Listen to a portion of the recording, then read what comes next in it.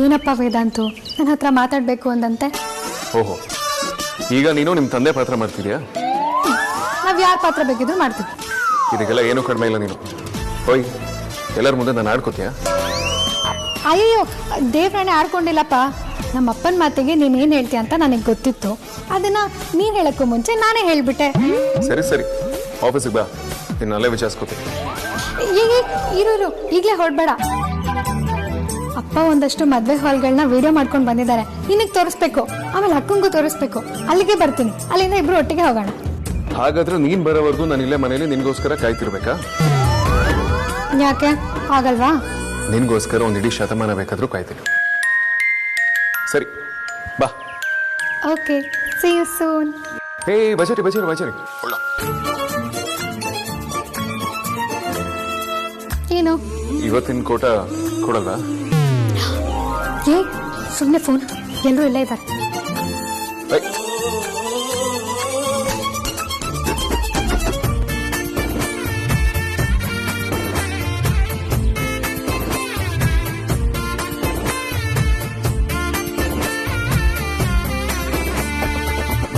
ಇದಕ್ಕೆಲ್ಲ ಕಾರಣ ಧ್ರುವ. ನಿನಗೆ ಕೊಟ್ಟಿರೋ ಟಾಸ್ಕ್ ಜೊತೆ ಇದನ್ನು ಸೇರಿಸ್ಕೊ. ಆದಷ್ಟು ಬೇಗ ಧ್ರುವ ಉಸಿರಾಡೋದನ್ನ ನಿಲ್ಲಿಸ್ಬೇಕು. ಆ ವೇದಾಂತ್ಗಿಂತ ಮುಂಚೆ ಧ್ರುವಂಗ್ ಒಂದು ಗತಿ ಕಾಣಿಸು. ನೀನ್ ಹಾಗೇನಾದ್ರೂ ಮಾಡಿದ್ರೆ ನಿನಗ್ ಮಾತಾಡಿರೋ ಅಮೌಂಟ್ ಡಬಲ್ ಕೊಡ್ತೀನಿ ನಾನು. ಆದ್ರೆ ಕೆಲಸ ಮಾತ್ರ ತುಂಬಾ ಬೇಗ ಆಗ್ಬೇಕು. ಎತ್ತು ಮಗನಿಗೂ ಸುಪಾರಿ ಕೊಡೋ ತಾಯಿ ಇದ್ದಾಳೆ ಅಂತ ಇವತ್ತೇ ಗೊತ್ತಾಗಿದ್ದು.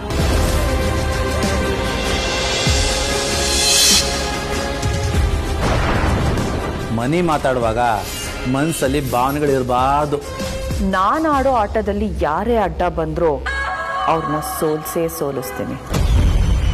ಹಾಗೆ ನಾನು ಹೋಗೋ ದಾರಿಲಿ ಯಾರಾದ್ರೂ ಅಡ್ಡ ಬಂದ್ರೆ ಅವ್ರನ್ನ ಸಾಯಿಸ್ತೀನಿ. ಅವ್ರು ನನ್ನ ಸ್ವಂತ ಮಕ್ಕಳಾಗಿದ್ರು ಸರಿ, ಬೇರೆಯವರಾಗಿದ್ರು ಸರಿ.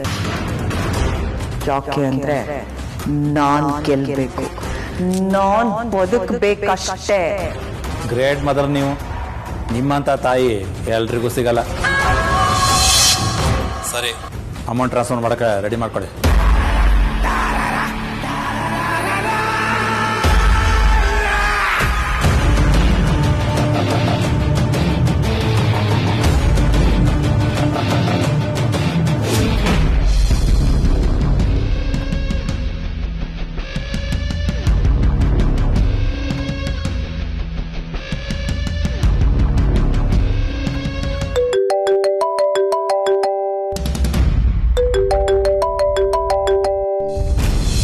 ಹಲೋ, ಯಾರು? ಹಲೋ ಧ್ರುವ. ಹಲೋ, ಯಾರು ನೀವು? ನಾನು ನಿನ್ನ ಹಿತೇಶ್ ಅನ್ಕೋಬಹುದು. ಸುವಾಸಿನಿ ನಿನ್ನ ಮನೆಯಿಂದ ಆಚೆಗೆ ಹಾಕಿದ್ರು, ಮತ್ತೆ ನೀನು ಅವಳನ್ನ ಎದುರಾಕೊಂಡು ಆ ಮನೆನೋಗಿ ಸೇರ್ಕೊಂಡೆ. ನಿನ್ನ ಅದೃಷ್ಟ ಚೆನ್ನಾಗಿದೆ. ನಿನ್ ಧೈರ್ಯ ಮೆಚ್ಚಲೇಬೇಕು, ನಿನ್ನ ಅಪ್ರಿಷಿಯೇಟ್ ಮಾಡಲೇಬೇಕು. ಗುಡ್ ಜಾಬ್ ಧ್ರುವ, ವೆರಿ ಗುಡ್ ಜಾಬ್. ಮೊದಲು ನೀವು ಯಾರು ಅಂತ ಹೇಳಿ. ನೀನ್ ನನ್ನ ಬಗ್ಗೆ ತಿಳ್ಕೊಂಡು ಏನು ಪ್ರಯೋಜನ ಇಲ್ಲ. ಆದ್ರೆ ನಿನ್ನ ಬಗ್ಗೆ ನನಗೆ ತುಂಬಾ ಚೆನ್ನಾಗಿ ಗೊತ್ತು. ನಿನಗೆ ಕರೆಯಕ್ಕೊಂದು ಹೆಸರು ಬೇಕು ಅಂದ್ರೆ ನಿನಗಿಷ್ಟ ಆಗಿದ ಹೆಸರು ನನ್ನ ಕರಿಬಹುದು. ನೀನ್ ಬೇಕಾದ್ರೆ ನನ್ನ ಮಿಸ್ಟರ್ ಎಕ್ಸ್ ಅಂತ ಕರಿಬಹುದು. ನೀನ್ ನನ್ನ ಬಗ್ಗೆ ತಿಳ್ಕೊಳ್ಳೋಕ್ಕಿಂತ ಸುವಾಸಿನಿ ಬಗ್ಗೆ ತಿಳ್ಕೊಳ್ಳೋದು ತುಂಬಾ ಒಳ್ಳೇದು ಅನ್ನೋದು ನನ್ನ ಭಾವನೆ. ಅಂದ್ರೆ ನನ್ನ ತಾಯಿ ಬಗ್ಗೆನಾ? ಏನದು? ನೀನ್ ಏನ್ ಹೇಳ್ತಿದ್ಯಾ? ಅಂದ್ರೆ ನಮ್ಮ ಅಪ್ಪ ಅಮ್ಮ ಬದುಕಿದಾರ? ನೀ ಸುವಾಸಿನಿ ಬಗ್ಗೆ ಎಲ್ಲ ವಿಷಯನೂ ನೀನ್ ಅಣ್ಣ ವೇದಾಂತ್ ಹತ್ರ ಹೇಳ್ಕೋಬೇಕು ಅಂತ ತುದಿಗಾಲಲ್ಲಿ ನಿಂತಿದ್ಯಾ ಅಂತ ನನಗೆ ಚೆನ್ನಾಗಿ ಗೊತ್ತು. ನೀನಮ್ಮ ಅನ್ಕೊಂಡಿದ್ಯಲ್ಲ ಸುವಾಸಿನಿ ಎಂತೇಳು ಅಂತ ಪ್ರೂವ್ ಮಾಡಕ್ಕೆ ಬೇಕಾಗಿರೋ ಎಲ್ಲ ಪ್ರೂಫ್ ನನ್ನ ಹತ್ರ ಇದೆ. ಇದಕ್ಕಿಂತ ನಿಂಗೆ ಒಳ್ಳೆ ಚಾನ್ಸ್ ಮತ್ತೆ ಸಿಗಕ್ ಸಾಧ್ಯನೇ ಇಲ್ಲ ಧ್ರುವ. ಏನ್ ಪ್ರೂಫು? ಅದೇನಾಗಿದ್ರು ನಂಗೆ ಬೇಕು. ನಾನು ಅದನ್ನ ನಿನಗೆ ಕೊಡಬೇಕು ಅಂದ್ರೆ ನಾನು ಹೇಳಿದ ಕಡೆ ನೀ ಬರಬೇಕು. ಓಕೆ, ಬರ್ತೀನಿ. ಎಲ್ಲಿ ಬರ್ಬೇಕು ಅಂತ ಹೇಳು. ಆನೆಗುಡ್ಡ ಪಾರ್ಕ್ ಹತ್ರ ಬರಬೇಕು, ಆದ್ರೆ ಒಬ್ಬನೇ ಬರಬೇಕು. ಓಕೆ, ಬರ್ತೀನಿ.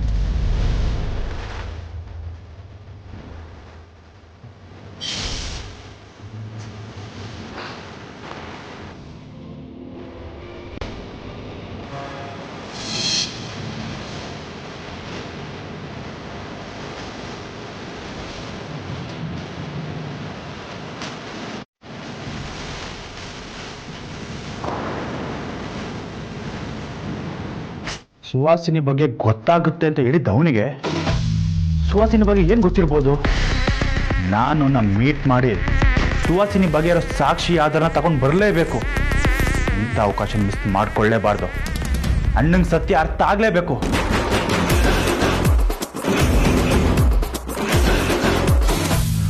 ಸಾರಿ ಅದಕ್ಕೆ ನೋಡಲಿಲ್ಲ.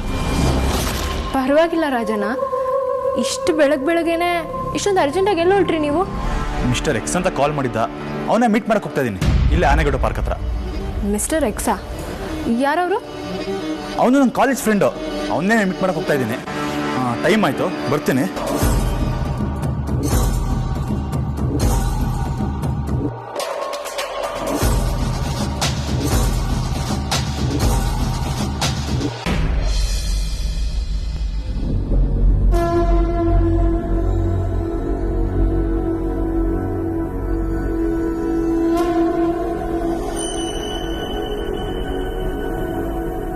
ಇಪ್ಪತ್ತು ವರ್ಷದ ಹಿಂದೆ ನಡೆದ ಘಟನೆ ಮತ್ತೆ ಆಗುತ್ತಾ?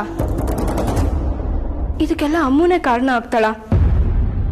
ಅವ್ರು ನೋಡಿದ್ರೆ ಘಟನೆ ನಡೆದೇ ನಡೆಯುತ್ತೆ, ಅದನ್ನ ಯಾರಿಂದಾನೂ ತಪ್ಸಕ್ಕಾಗಲ್ಲ ಅಂತ ಹೇಳಿದ್ದಾರೆ. ವೇದಾಂತ್ ಬಾವ ಅಮೂಲ್ಯನೇನಾದ್ರೂ ಮದುವೆ ಆದ್ರೆ ಈ ಮನೆ ಕೆಟ್ಟದಾಗುತ್ತಾ? ನಾನು 2 ಮನೆಗೂ ಸೇರಿದವಳು, ನನ್ಗೆಲ್ಲ ವಿಷಯನೂ ಗೊತ್ತಿದ್ದು ನಾನು ಸುಮ್ಮನೆ ಇದ್ರೆ ಅದು ಖಂಡಿತವಾಗ್ಲೂ ತಪ್ಪಾಗುತ್ತೆ. ಇದಕ್ಕೆಲ್ಲ ನಾನು ಯಾವುದಾದ್ರೂ ಒಂದು ಪರಿಹಾರ ಹುಡುಕ್ಲೇಬೇಕು. ಯಾಕೋ ಅದಕ್ಕೆ ನನ್ನ ಮನಸ್ಸೇ ಒಪ್ತಾ ಇಲ್ಲ. ಅಮ್ಮನ ಹತ್ರ ಮಾತಾಡಿ ಈಗಲೇ ಮದುವೆ ಬೇಡ, ಸ್ವಲ್ಪ ದಿನ ಮುಂದಕ್ಕೆ ಹಾಕೋಣ ಅಂತ ಒಪ್ಪಿಸ್ಲಾ? ಅಥವಾ ವೇದಾಂತ್ ಬಾಬಾ ಹತ್ರ ಹೋಗಿ ಈ ಮದುವೆ ಬೇಡ ಅಂತ ಹೇಳಲಾ? ಆ ಥರ ಹೇಳಿದ್ರೆ ಅವ್ರ ಕಾರಣ ಕೇಳಲ್ವಾ? ಏನಂತ ಹೇಳಿ? ಇರೋ ಕಾರಣನೇ ಹೇಳಿದ್ರೆ ಒಕ್ಕೋತಾರ?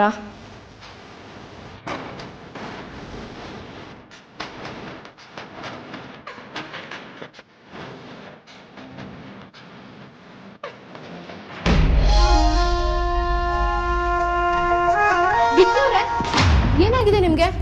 ನಾನೇನೋ ಸೀರಿಯಸ್ ವಿಷಯ ಯೋಚನೆ ಮಾಡ್ತಿದ್ರೆ ಮಕ್ಳ ತರ ಆಡ್ತಿರಲ್ಲ.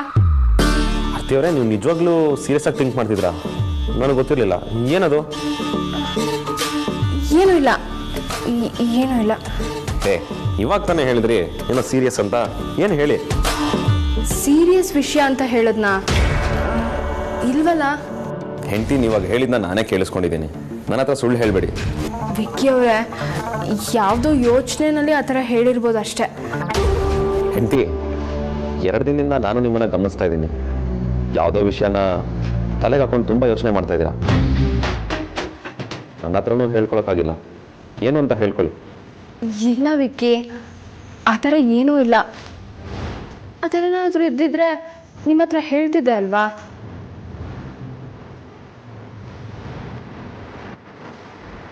ಸರಿ, ಈಗ ನನಗೊಂದು ಚಿಕ್ಕ ಹೆಲ್ಪ್ ಮಾಡ್ತೀರಾ? ಏನು ಹೆಲ್ಪು? ಒಂದ್ಸಲ ಧ್ರುವ ರೆಡಿ ಇದಾನಂತ ನೋಡ್ತೀರಾ? ನಾನು ಧ್ರುವ ಒಟ್ಟಿಗೆ ಆಫೀಸ್ಗೆ ಹೋಗೋಣ ಅಂತ. ಅಗ್ರಜಂಗೆ ಯಾವುದೋ ಮೀಟಿಂಗ್ ಇದೆಯಂತೆ. ಸೊ ಇಬ್ರು ಒಟ್ಟಿಗೆ ಹೋಗ್ತೀವಿ. ನೀವಿವಾಗ ಧ್ರುವನ್ ಕೇಳ್ತಿದ್ದೀರಾ? ಧ್ರುವ ಹೋಗಿ ಎಷ್ಟೊತ್ತಾಯ್ತು? ಹೌದಾ? ಚಾನ್ಸೇ ಇಲ್ವಲ್ಲ. ಅವನು ಆಫೀಸ್ಗೆ ಹೋಗ್ತಿದ್ದೀನಿ ಅಂತ ಅನ್ನ, ಅಥವಾ ಬೇರೆ ಎಲ್ಲಾದ್ರೂ ಹೋಗ್ತಿದ್ದೀನಿ ಅಂತ ಅನ್ನ? ಅದು ಯಾವುದೋ ಪಾರ್ಕ್ ಹತ್ರ ಯಾರೋ ಫ್ರೆಂಡ್ನ ಮೀಟ್ ಮಾಡ್ತೀನಿ ಅಂತ ಹೇಳಿದ್ರು. ನಮ್ಮ ಧ್ರುವಂಗೆ ಫ್ರೆಂಡ್ಸಾ? ಅವನಿಗೆ ಯಾವಾಗಿಂದ ಫ್ರೆಂಡ್ಸ್ ಎಲ್ಲ ಕಾಲ್ ಮಾಡಿ ಮೀಟ್ ಮಾಡೋ ಅನ್ನಕ್ಕೆ ಶುರು ಮಾಡಿದ್ರು? ಪರವಾಗಿಲ್ಲ, ಫ್ರೆಂಡ್ಸ್ ಎಲ್ಲ ಮಾಡ್ಕೊಳಕ್ ಸ್ಟಾರ್ಟ್ ಮಾಡಿದಾನೆ. ಈ ಜಗತ್ತಲ್ಲಿ ನಾಚಿಕೆ ಸ್ವಭಾವಕ್ಕೆ, ರಿಸರ್ವ್ಡ್ ಸ್ವಭಾವಕ್ಕೆ ಅಗ್ರಜ ಬ್ರ್ಯಾಂಡ್ ಅಂಬಾಸಿಡರ್ ಅನ್ಕೊಂಡಿದೆ. ಆದ್ರೆ ನಮ್ ಧ್ರುವ ಅವನನ್ನೇ ಮೀರಿಸ್ತಾನೆ. ಅಂಥದ್ರಲ್ಲಿ ಆರ್ತಿ, ಧ್ರುವ ಯಾವ ಫ್ರೆಂಡ್ನ ಮೀಟ್ ಮಾಡ್ತೀನಿ ಅಂತ ಏನಾದರೂ ಹೇಳಿದ್ನಾ? ಯಾವ ಫ್ರೆಂಡು ಅಂತ ಕರೆಕ್ಟಾಗಿ ಹೇಳಲಿಲ್ಲ, ಆದರೆ ಯಾವುದೋ ಕಾಲೇಜ್ ಫ್ರೆಂಡು ಅಂತ ಹೇಳಿದ್ರು. ವಿಕ್ಕಿ ಅವರೇ, ಹೆಸರು ಮಾತ್ರ ವಿಚಿತ್ರವಾಗಿತ್ತು. ವಿಚಿತ್ರವಾಗಿತ್ತಾ? ಹೌದು ವಿಕ್ಕಿ ಅವರೇ, ವಿಚಿತ್ರವಾಗಿತ್ತು.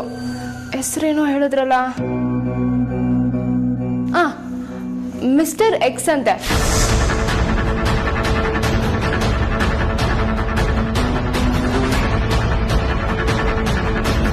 ಏನು? ಮಿಸ್ಟರ್ ಎಕ್ಸಾ? ಇವತ್ತು ರಾತ್ರಿ ನಾನು ಕಳಿಸೋ ಲೊಕೇಶನ್ಗೆ ನಾನು ಕೇಳಿದಷ್ಟು ದುಡ್ಡನ್ನ ಕಿಮಕ್ ಅಂದೆ ತಂದು ಕೊಡ್ಬೇಕು. ವೇದಾಂತ್ ವಸಿಷ್ಠ ಸುಹಾಸಿನಿ ಮತ್ತೆ ಶ್ರೀಧರ್ನ ಮಗನೇ ಅಲ್ಲ. ಅವಾಗ ಮಿಸ್ಟರ್ ಎಕ್ಸ್ ನಮ್ಗೆ ಫೋನ್ ಮಾಡಿ ಬರೋದಕ್ಕೆ ಹೇಳಿದ್ದ. ಆಗ ನನ್ನ ಆಕ್ಸಿಡೆಂಟಲ್ಲಿ ಸಾಯೋದು ಜಸ್ಟ್ ಮಿಸ್ ಆಗಿತ್ತು. ಈಗ ಅವನೇ ಧ್ರುವಂಗ್ ಕಾಲ್ ಮಾಡಿ ಪಾ ಅಂದಿದ್ದಾನೆ ಅಂದ್ರೆ ಅಲ್ಲಿಗೆ ನಮ್ಮ ಧ್ರುವನ್ ಪ್ರಾಣ ಅಪಾಯದಲ್ಲಿದೆ ಅಂತ ಆಯ್ತು. ಆರ್ತಿ, ನನಗೊಂದು ಅರ್ಜೆಂಟ್ ಕೆಲಸ ಇದೆ, ನಾನು ಹೊರಡಬೇಕು.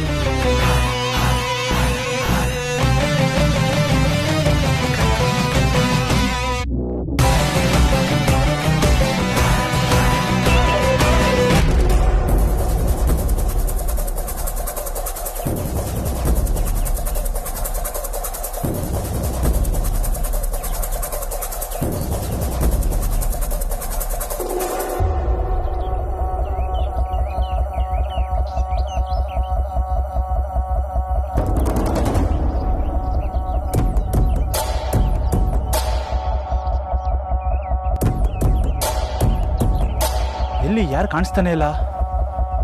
ಇದೇ ಜಾಕಲ್ವ ಬರಕ್ಕೆ ಕೇಳಿದ್ದು. ಬರಕ್ಕೆ ಹೇಳ್ಬಿಟ್ಟು ಅವನೇ ಕಾಣಿಸ್ತಿಲ್ಲ. ಹಾಯ್ ಬಾಬಾ, ಏನು ಇಷ್ಟು ಬೇಗ ಹೊರಟಿದ್ದೀರಾ? ಆಫೀಸಿಗೆ ಹೊರಟ್ರಾ? ಗುಡ್ ಮಾರ್ನಿಂಗ್ ರೋಡಿ. ನಾನು ಇಲ್ಲ, ನಾನು ಬೇರೆ ಕೆಲಸದ ಮೇಲೆ ಹೊರಗಡೆ ಹೋಗ್ತಿದ್ದೆ. ಆಫೀಸಿಗೆ ಬರೋದು ಲೇಟ್ ಆಗುತ್ತೆ. ಅಗ್ರಜ ಕೇಳಿದ್ರೆ ಹಾಗೆ ಹೇಳ್ಬಿಡು. ಸರಿ ಬಾಬಾ, ಆಯಿತು. ಎಲ್ಲಿಗೆ ಹೋಗ್ತಿದ್ದೀರಾ ಅಂತ ಕೇಳಿದ್ರೆ ಏನು ಹೇಳೋದು? ನೀನು ಏನಾದರೂ ಹೇಳಿ ಮ್ಯಾನೇಜ್ ಮಾಡ್ತೀಯಲ್ಲ, ಹಾಗೆ ಮ್ಯಾನೇಜ್ ಮಾಡು. ಒಂದು ಕೆಲಸ ಮಾಡು, ಯಾರಾದರೂ ಹೊರಗಡೆ ಹೋಗ್ಬೇಕಾದ್ರೆ ಎಲ್ಲಿಗೆ ಅಂತ ಕೇಳಬಾರ್ದು. ಅದಕ್ಕೆ ಕೇಳಲಿಲ್ಲ ಅಂತಾನು. Okay, bye. ಅಯ್ಯೋ ಅಮ್ಮ, ನಿಂಗೆ ಬೇಕಿತ್ತಾ? ಅನ್ಯಾಯವಾಗಿ ಬಕ್ರ ಆದ್ದಲ್ಲ. ಬಜಾರಿ, for the first time correct timing ಬಂದಿದ್ಯಾ. ಬಾ ಆಫೀಸಿಗೆ ಹೋಗೋಣ. ಯೋ ಇರಯ್ಯ ಸ್ವಲ್ಪ. ನಿಂಗೆ ಆಫೀಸ್ ಬಿಟ್ರೆ ಮನೆ, ಮನೆ ಬಿಟ್ರೆ ಆಫೀಸ್, ಬಿಟ್ರೆ ಬೇರೆ ಏನೂ ಗೊತ್ತಿಲ್ಲ. ಸಂಬಂಧದ ಬೆಲೆನೂ ಗೊತ್ತಿಲ್ಲ ನಿಂಗೆ. ನಾನು ಏನು ಹೇಳಿದೆ ಅಂತ ನೀನು ಇಷ್ಟೊಂದು ಎಗರಾಡ್ತಿದ್ಯಲ್ಲ. ನಾನು ಅಕ್ಕನ ಮಾತಾಡ್ಸ್ಕೊಂಡು ಬರ್ತೀನಿ. ನೀನು 5 ನಿಮಿಷ ದೇವ್ರ ಥರ ನಿಂತ್ಬಿಡು. ಅಮೂಲ್ಯ, ಯೋ ನಾನು 5 ನಿಮಿಷ ನಿಂತ್ಕೊ ಅಂತ ಹೇಳಲೆ ತಾನೆ. ಆಗ್ಲೇ ಅಮೂಲ್ಯ ಅಮೂಲ್ಯ ಅಂತ ಕೂಗಕ್ಕೆ ಸ್ಟಾರ್ಟ್ ಮಾಡ್ಬಿಟ್ಟ. ನಾನೇ ಬರ್ತೀನಿ, ಕೂಗ್ಬೇಡ.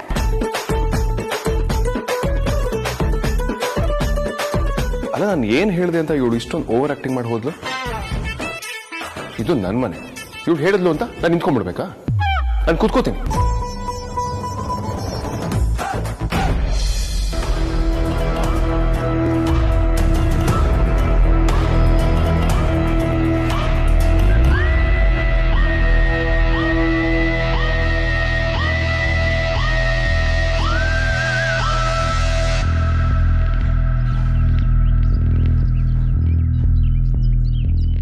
ಯಾವುದಪ್ಪ ನಂಬರು?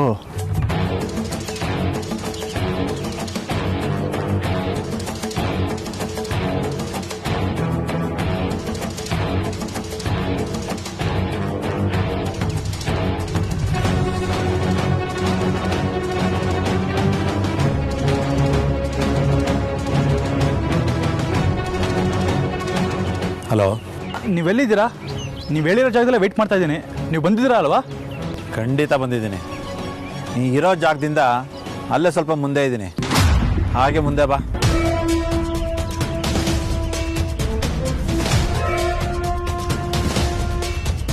ಹಾಂ, ಇನ್ನು ಸ್ವಲ್ಪ ಮುಂದೆ ಬಾ. ಎಲ್ಲಿದ್ದೀರಾ? ಇನ್ನು ಸ್ವಲ್ಪ ಮುಂದೆ ಬಾ.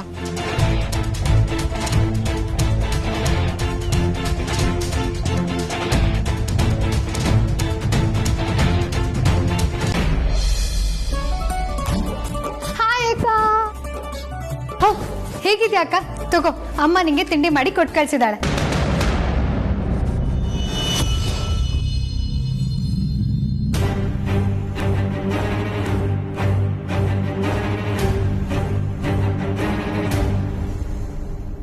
ಯಾಕಕ್ಕ ಹಾಗೆ ಇಟ್ಬಿಟ್ಟೆ? ಅಮ್ಮ ಮಾಡಿರೋ ತಿಂಡಿ ಅಂದರೆ ಸಾಕು, ಕೊಡೋದೇ ತಡ. ನೀನೇ ಎಸ್ಕೊಂಡು ತಿನ್ಬಿಡ್ತಿದ್ದೆ. ಆದರೆ ಇವತ್ತ್ಯಾಕಕ್ಕ ಹಾಗೆ ಇಟ್ಬಿಟ್ಟೆ? ಅಮ್ಮನ ಕೈ ಪುಳಿಯೋಗರೆ ಅಂದರೆ ನಿಂಗೆ ತುಂಬ ಇಷ್ಟ ಅಲ್ವಾ? ತಿನ್ನಕ್ಕ ಇನ್ನೂ ಬಿಸಿಯಾಗೇ ಇದೆ, ಆಮೇಲೆ ಆರೋಗುತ್ತೆ.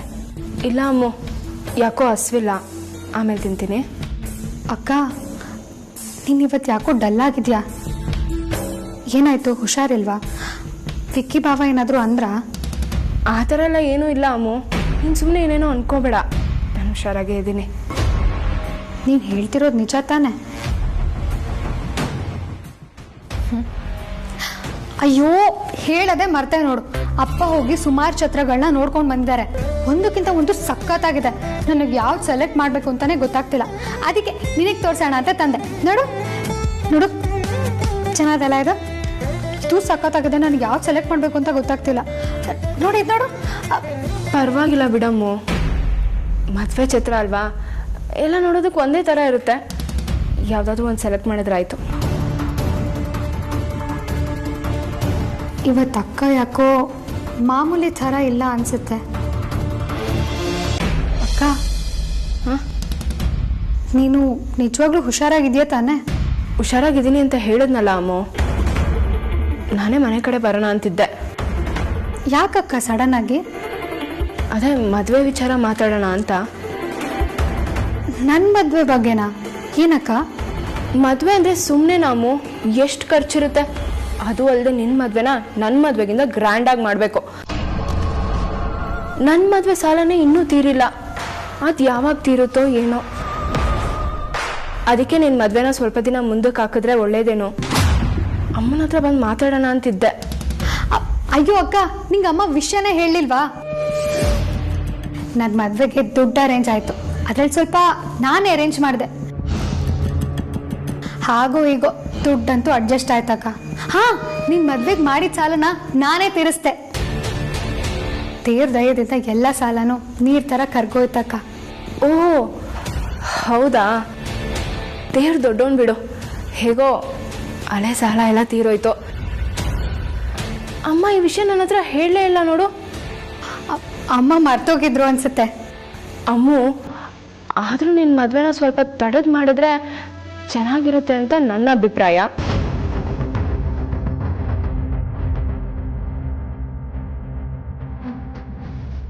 ಯಾಕಕ್ಕ, ಬೇರೆ ಏನಾದರೂ ಸಮಸ್ಯೆನಾ?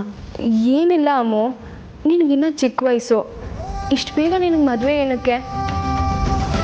ಮದುವೆ ಆಗಿ ಬಂದಮೇಲೆ ಗಂಡನ ಮನೆಯಲ್ಲಿ ನಿರೀಕ್ಷೆಗಳು ಜಾಸ್ತಿನೇ ಇರುತ್ತೆ. ಅದೆಲ್ಲ ನಿನಗೆ ಈಗಲೇ ಅರ್ಥ ಆಗಲ್ಲ ಬಿಡು. ಸರಿ, ನೀನೇ ಎಕ್ಸ್ಪ್ಲೇನ್ ಮಾಡು. ಈ ಮನೆನ ಹೇಗೆ ನಿಭಾಯಿಸ್ತೀಯೋ, ಈ ಮನೆ ರೀತಿ ನೀತಿಗಳಿಗೆ ಹೇಗೆ ಹೊಂದ್ಕೊಂಡು ಹೋಗ್ತೀಯೋ, ಈ ಮನೆ ಗೌರವನ ಹೇಗೆ ಕಾಪಾಡ್ತೀಯೋ, ಈ ಥರ ಸುಮಾರು ವಿಷಯಗಳಿರುತ್ತೆ ಅಮ್ಮೋ. ಮದುವೆಗಿಂತ ಮುಂಚೆ ಎಲ್ಲ ಚೆನ್ನಾಗಿರುತ್ತೆ. ಮದುವೆ ಆದಮೇಲೆ ಎಲ್ಲ ಗೊತ್ತಾಗೋದು. ನಿನಗೆ ಬೇರೆ ಇನ್ನೂ ಹುಡುಕ್ ಬುದ್ಧಿ. ಅದೇ ಚಿಂತೆ ಆಗಿದೆ ಅಮ್ಮೋ. ನಿನಗೆ ಇಷ್ಟು ಬೇಗ ಮದುವೆ ಆದರೆ ಈ ಜವಾಬ್ದಾರಿಗಳನ್ನೆಲ್ಲ ಹೇಗೆ ನಿಭಾಯಿಸ್ತೋ ಏನೋ ಅಂತಲೇ ನನಗೆ ಚಿಂತೆ.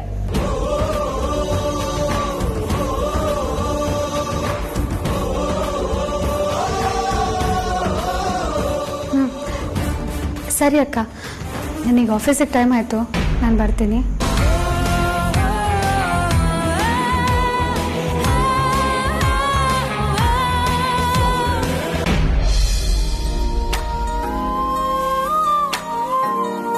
ಮುಗಿದಾ ಅಕ್ಕ ತಂಗಿ ಮಾತುಕತೆ? ನೀವು ಇಷ್ಟೋ ತನಕ ಮಾತಾಡಿದ್ ನೋಡಿ ನಮ್ಮನೆಯಿಂದಲೇ ವರ್ಕ್ ಫ್ರಮ್ ಹೋಮ್ ಮಾಡ್ತೀಯ ಅಂತ ಅನ್ಕೊಂಡೆ. ಹೌದು, ನಾನು ನಿನಗೆ ನಿಂತಿರೋದಕ್ಕೆ ಹೇಳಿದೆ. ನೀನು ಯಾಕೆ ಕುತ್ಕೊಂಡಿದ್ಯಾ? ಯಾರನ್ನೇ ಕುತ್ಕೊಳ್ಳೋದಕ್ಕೆ ಹೇಳಿದ್ದು? ಯಾಕೆ ಸೈಲೆಂಟ್ ಆಗಿದೆ ಅಂತ ಕೇಳಿದೆ ತಪ್ಪಾಯ್ತು ಅನ್ಸುತ್ತ. ಹೇಳೋದಿದ್ರೆ ನೇರ ನೇರ ಹೇಳ್ಬಿಡ್ಬೇಕು. ಅದು ಬಿಟ್ಟು ಈ ಥರ ಗೊಣಗೋದೆಲ್ಲ ಇಟ್ಕೋಬೇಡ. ಹಲೋ, ಇದು ವೇದಾಂತ್ ವಸಿಷ್ಠನ್ ಮನೆ. ಮಾತಾಡ್ತಿರೋದು ಅಮೂಲ್ಯ ವೇದಾಂತ್ ವಸಿಷ್ಠ. ನಿನ್ನ ಹೆಸರಿಗಿಂತ ನನ್ನ ಹೆಸರಲ್ಲಿ ಒಂದು ಪದ ಜಾಸ್ತಿನೇ ಇದೆ. ಎಲ್ಲದಕ್ಕಿಂತ ಹೆಚ್ಚಾಗಿ ಒಂದು ರೇಂಜ್ ಇದೆ, ಒಂದು ಕದರ್ ಇದೆ, ಗತ್ತಿದೆ, ಗಮ್ಮತ್ತಿದೆ. ಗೊತ್ತಾಯ್ತಾ? ನೀನು ಅಮೂಲ್ಯ ವೇದಾಂತ್ ವಸಿಷ್ಠನೇ ಅಲ್ಲ.